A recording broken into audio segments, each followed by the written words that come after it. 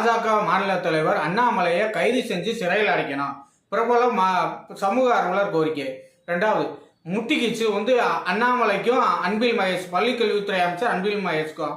மூணாவதா, திருவள்ளுவருக்கு காவி கூட கிடையாது, ஒன்லி வெள்ள விடாத அமைச்சர் அதிரடி உத்தரவு. இந்த 3 விஷயத்தையும் பார்க்க போறோம். முதல் விஷயமா அண்ணாமலையை கைது பண்ண சொன்னது யாரு அப்படின்னு பார்ப்போம். பியூஷ் மானஸ் உங்களுக்கு எல்லாருக்கும் தெரியும், ஒரு சமூக ஆர்வலர் சொல்லிக்கிட்டு தெரியுற ஒரு பீகார் மாநிலமும் உத்தரப்பிரதேசமும் ஏதோ ஒரு மாநிலத்தை சேர்ந்த ஒரு தமிழர் கிடையாது. அவர் சேலத்துல இருக்காரு. அவர் அவரோட வேலையே என்னன்னா, திமுகவோட தீவிர விசுவாசி, திமுக உறுப்பினர்னே சொல்லலாம். அவர் எப்பயுமே பாஜகவுக்கு எதிராக இந்து மதத்துக்கு எதிராக பேசுறதே அவரோட வாடிக்கை.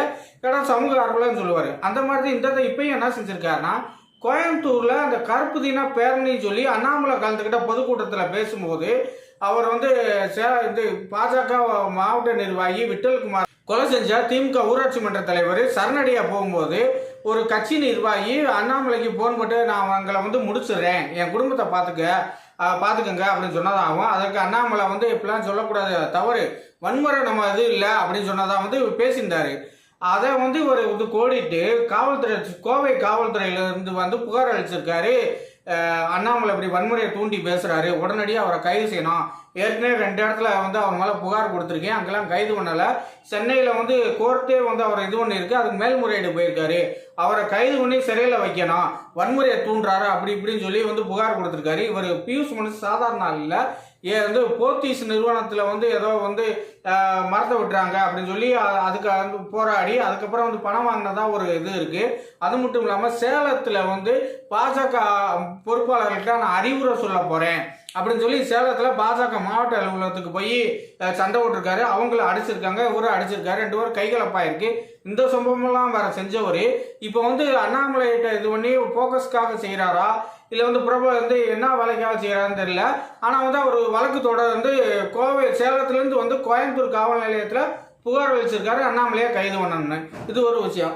ரெண்டாவது விஷயம் என்னன்னா, அண்ணாமலைக்கும் செந்தில் பாலாஜிக்கும் பயணமாக சண்டை வைக்கிட்டு இருந்துச்சு. வாட்ச்பில்ல கேட்கறது, அணில் ஓடிச்சான்னு சொல்றது, இந்த மாதிரி பல பிரச்சனையாக நடந்துக்கிட்டே இருந்து கடைசியில் நான் செந்தில் பாலாஜி அவர் ஜெயிலுக்கே போயிட்டு வந்துட்டாரு. இந்த நிலையில இப்போ அன்பில் மகேஷுக்கும் அண்ணாமலைக்கு ஒரு முட்டிக்கிச்சு. அப்படி என்னன்னு சொன்னா, அண்ணாமலை என்ன சொல்லியிருக்காரு, பள்ளி கல்வித்துறை ஒவ்வொரு ஸ்கூல்லையும் தொழில் நிறுவனத்துல தொழிற்கல்வி இதுலையும் கல்லூரியிலையும் ஒழுங்கா பிஎஸ்என்எல் நிறுவனத்துக்கு கணினிக்கான நெட்டு இது ஃபீஸ் கட்டலை. அது கட்டாதனால தமிழக தொழில்துறை இயக்குனர் எல்லாத்துக்கும் சம்மன் அனுப்பியிருக்காரு. சென்ட்ரல் கவர்மெண்ட்டுக்கு பிஎஸ்என்எலுக்கு அந்த பணம் கட்டாதனால நெட்டை கட் பண்ண போறாங்க. நெட்டை கட் பண்ணா மாணவர்களோட படிப்பு பாதிக்கப்படும், உடனடியாக பணத்தை கட்டணும்னு சொல்லியிருந்தாரு. இது எனக்கு தகவல் அப்படின்னு சொல்லியிருந்தாரு. உடனே அன்பில் மகேஷ் நான் சொன்னார், அப்படிலாம் யாரும் பணம் கட்டாமல் இல்லை, பிஎஸ்என்எல் கரெக்டாக பணம் கட்டிட்டோம், எந்த பிரச்சனையும் இல்லை, மாணவர்களோட இது படிப்பு பாதிக்கப்படாது, அதெல்லாம் நீ அண்ணாமலை ஒன்றும் கவலைப்பட தேவையில்லன்னு சொல்லியிருந்தாரு. இதுக்கு அண்ணாமலை ஒரு எவிடன்ஸை வெளியிட்டிருக்காரு. இல்லை, தொழில்துறை இயக்குனர் இந்த வெளியிட்டிருக்காரு, ஒவ்வொரு மாவட்ட முதன்மை கல்வி அலுவலருக்கும் நீங்கள் 1.5 கோடி ரூபாய் பாக்கி தொகை இருக்கு, அந்த பாக்கி தொகையை செலுத்தலைன்னா உடனடியாக நெட்டை கட் பண்ணிடுவாங்க. அதனால நீங்கள் ஒவ்வொருவரும் உங்கள் ஸ்கூலில் எவ்வளவு நீங்கள் பணம் கட்டணுமோ அதை தலைமை ஆசிரியர் மூலமாக அந்த பணத்தை வசூலித்து உடனடியாக கட்டுறதுக்கு ஏற்பாடு பண்ணுங்க. 1.5 கோடியை கட்டினாத்தையும் மாணவர்களோட படிப்பு பாதிக்கப்படாமல் இருக்கும் அப்படின்னு சொல்லியிருக்காருங்க.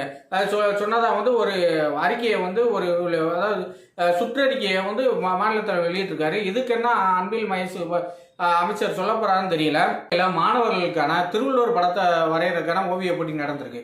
அந்த ஓவிய போட்டியில் ஒரு மாணவர் என்ன செஞ்சுட்டாப்புல, திருவள்ளுவர் படத்தை அது அந்த 133 அடி உயர சிலையை வரைஞ்சி அது காவி கலர் அடிச்சுட்டாப்ல. அந்த பையனுக்கு வரைஞ்ச பையனுக்கு காவி கலரா, செந்தூர கலரா, இல்லை சிவப்பு கலரா, மஞ்சள் கலரான்னு கூட தெரியாது. அந்த பையன் படத்தை அழகாக வரைஞ்சிருக்காப்ல.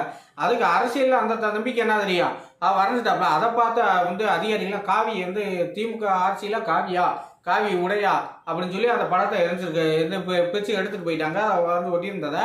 அது மட்டும் இல்லாமல் இப்போ அன்பில் மகேஷ் என்ன சொல்லியிருக்காருன்னா, அமைச்சரும் இந்த மாதிரி படத்தை ஒருபோதும் நமக்கு அனுமதிக்க மாட்டோம், மாணவர்கள் இனிமேல் காவி ட்ரெஸ்ஸு கலர் அடித்து படம் திருவள்ளுவர் படம் வரையவே கூடாதுன்னு சொல்லி ஒரு சுற்றறிக்கை வாய்மொழி உத்தரவாக போட்டிருக்காரு. விரைவில் சுற்றறிக்கை வெளியிடப்படாத சொல்கிறாங்க. எங்கயா இது என்னங்க குடும்பம் உண்மையிலே திருவள்ளுவர் எந்த கலர் தான் ட்ரெஸ் போட்டுருந்தா இருக்கா சொல்லி தொலைங்கல, நாங்களாம் தெரிஞ்சுக்கிறோம். ஒருத்தன் வெள்ளைங்கிறியான், ஒருத்தன் காவிங்கிறியான், இது என்ன கலர்னு தெரியல. இன்னொன்று என்னன்னா, இப்போ கோயிலெலாம் இருக்குது, கோயிலில் வந்து மயிலாப்பூரில் கூட திருவள்ளுவர் இது இருக்குது சன்னதி, அதுக்கெல்லாம் எந்த கலரில் வந்து ட்ரெஸ் இது பண்ணுவாங்க. அவங்க வந்து பாலாபிஷேகம் இந்த அபிஷேகம்லாம் பண்ணிட்டு ட்ரெஸ்ஸு சாதுவாங்களா, அது எந்த கலரு, அதையும் அமைச்சர் சொல்லிட்டாருன்னா நல்லாயிருக்கும். வணக்கம் தமிழை போற்றி.